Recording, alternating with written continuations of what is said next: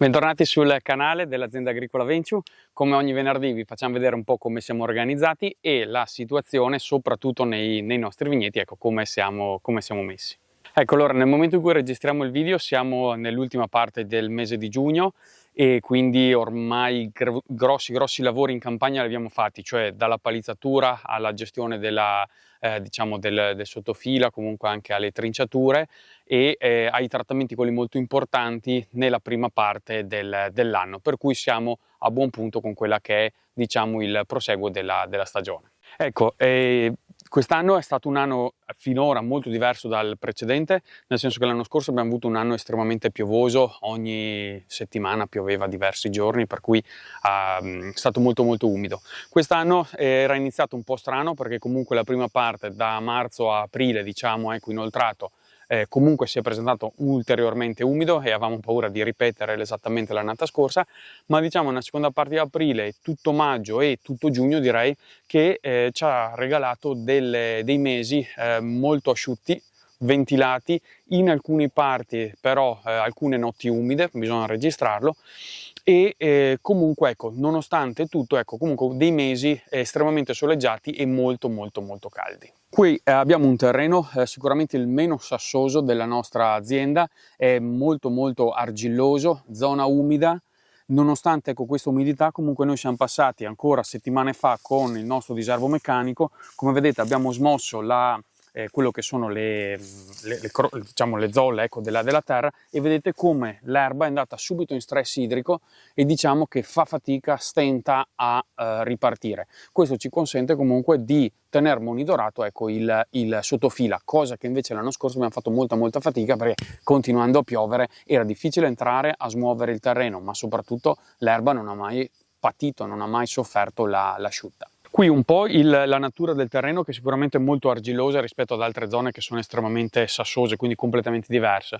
e un po' l'umidità che si crea qui. C'è un microclima che fa vegetare molto la parete fogliare, quindi abbiamo una parete fogliare veramente densa e una buona parata, veramente non ha mai sofferto l'asciutta, nonostante ci sia ormai da 2 mesi, negli ultimi 2 mesi avrà piovuto un 25 mm circa, ecco, per capirsi. E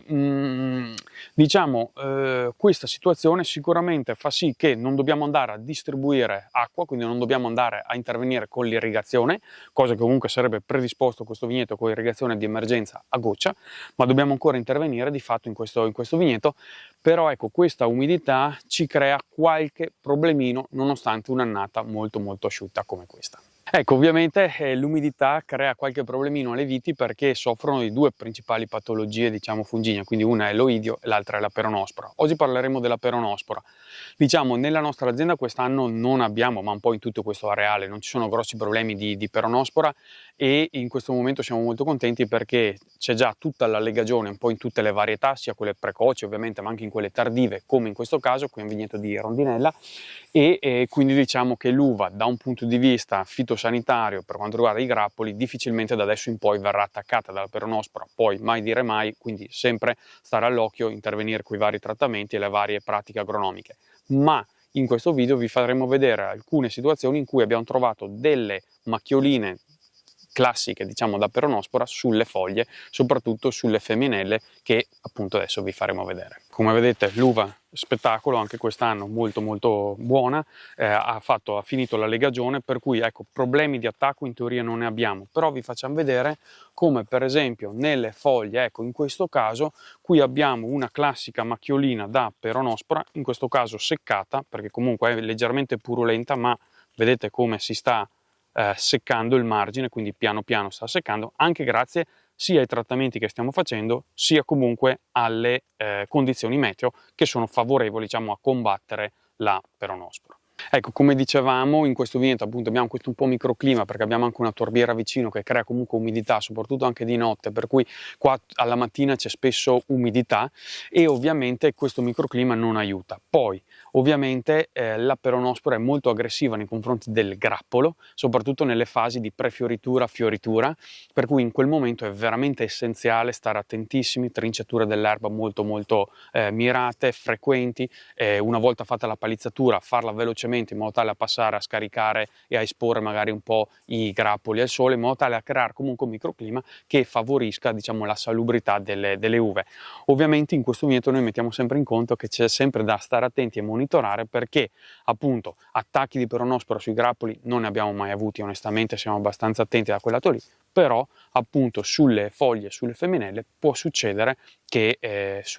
avvenga appunto in questo pezzamento. Ecco, il classico sintomo, diciamo, che si vede che c'è un attacco di peronospora è appunto una foglia con una macchia oleosa giallastra sulla parte, diciamo, sulla parete, sulla facciata, diciamo, principale, ecco, superiore della foglia, e dietro troviamo sempre una sporulazione, quindi una macchia biancastra, e questo è sintomo, diciamo, di una infezione in atto che appunto attacca in questo momento la foglia.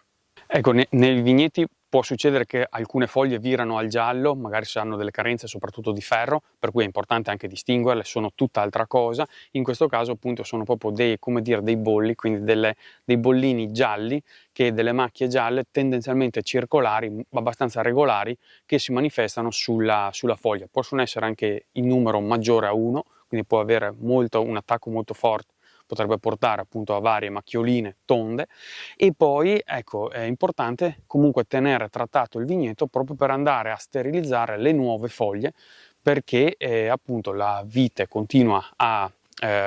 crescere, a sviluppare nuove foglioline, nuove femminelle, per cui trattamenti in questo periodo servono per mantenere sana l'uva ovviamente, ma anche la parete fogliare. Ecco, quindi stare sempre attenti, un po' a monitorare il vigneto. Il sintomo principale appunto è questa chiazza gialla sulla parte diciamo superiore della facciata, ecco, superiore della foglia, ma soprattutto si gira, per avere la conferma, si gira la foglia e si vede subito se c'è questa sporulazione, quindi questa macchia bianca che può essere in sporulazione, può stare a seccarsi, ma comunque ecco, quello è la prova del 9 che siamo di fronte a una foglia attaccata da peronospora. Perché è importante mantenere comunque sana la parete fogliare, anche se diciamo l'uva da questo momento alla vendemmia difficilmente, ecco, diciamo così, viene attaccata dalla peronospora, se comunque vengono mantenuti i trattamenti, ecco, non è che si possono interrompere i trattamenti o le operazioni agronomiche,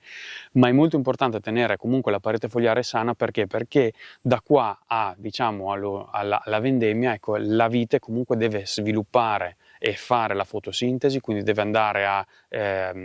assorbire, ecco, i raggi solari, deve andare a fare la fotosintesi, deve andare a incrementare i grappoli, a sviluppare il grado zuccherino. Quindi una vite, diciamo, ecco, che ha una parete fogliare completamente libera da bolli di peronospora, ecco, sicuramente è una parete fogliare molto più reattiva, molto più vivace e molto più predisposta a far qualità appunto dell'uva. Ecco, cosa si può fare in questo momento? Cioè nel momento in cui, come in questo vigneto, noi siamo consapevoli che questo vigneto ha proprio questa caratteristica e quindi cerchiamo sempre di tenerlo monitorato. E da adesso in poi cosa possiamo fare? Allora, continuiamo con la nostra linea, quindi trinciature dell'erba un po' frequenti, in modo tale da tenere comunque bassa quella che può essere l'umidità, soprattutto notturna, oppure se dovesse piovere comunque teniamo basso. Gestire bene il sottofila in modo tale da evitare che l'erba si sviluppi, in questo caso avete visto è abbastanza secca, per cui grossi problemi non ce n'è, ma sicuramente magari settimana prossima proviamo a fare un altro passaggio con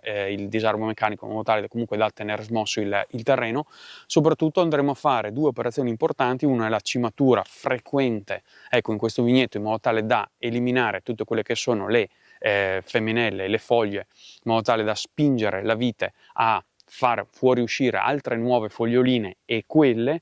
cercare di tenerle sane attraverso i trattamenti. Adesso a luglio faremo rame e zolfo, per cui cercare, ecco, di non dilazionare troppo nel tempo, non far passare troppo intervallo tra un trattamento e l'altro, in modo tale comunque da tenere in questo vigneto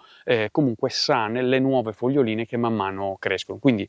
trinciatura dell'erba, diserbi meccanici, gestione della parete fogliare con la cimatrice e trattamenti mirati soprattutto, ecco, in questi settori. Ecco, è importante venire a cimare in questo vigneto periodicamente, proprio per eliminare questi tipi di germogli, che sono noi diciamo le definiamo femminelle, cioè sono dei germogli secondari che emergono dal tralcio, dal germoglio principale. Li si riconoscono perché? Perché non partono da uno sperone o dal capofrutto, ma partono da un germoglio. E poi un altro sintomo, diciamo che questo è un germoglio secondario, è che in questo momento vedete come ci sono questi piccoli grappolini che stanno fiorendo rispetto a questo grappolo che invece ovviamente ha già fatto, come dicevamo, l'allegagione ed è bello grande. Questi grappolini sono tutt'altra cosa. Ecco, queste sono le seconde fioriture che non arriveranno mai a maturazione, per cui noi passeremo con la cimatrice e andremo ad abbatterli, a tirarli a terra, in modo tale da comunque scaricare, ecco, quell'onere alla pianta, ma soprattutto tenere sempre rinnovata quella che è la parete fogliare, in modo tale che, appunto, dicevamo, poi intervenendo con i fitofarmaci corretti, cercare di tenere sterile, cercare di tenere disinfettato, diciamo, ecco, l'ambiente. È facile trovare sulle femminelle dei piccoli segni, ecco, di peronospora, come in questo caso. Vedete, questo qua è un piccolo alone circolare, giriamo la foglia, come dicevamo, e troviamo una piccola sporulazione. Cosa andremo a fare noi nei prossimi giorni? Cimatura, quindi banalmente andremo a fare quello che stiamo facendo così manualmente con la cimatrice, andremo a tirare a terra questo germoglio e quindi la pianta inizierà a spingere nuove foglie, le quali verranno intercettate dai futuri trattamenti che andremo a fare, e cercheremo di tenere un po' sterile, ecco, questa parete fogliare. Ecco, allora siamo arrivati alla fine anche di questo video, speriamo che vi sia piaciuto. Casomai nei commenti, se volete, scriveteci come siete organizzati voi, com'è la vostra situazione nei vostri areali. Ovviamente ognuno ha la propria condizione, sia meteo che fitosanitaria. E niente, ci vediamo il prossimo venerdì con una nuova puntata.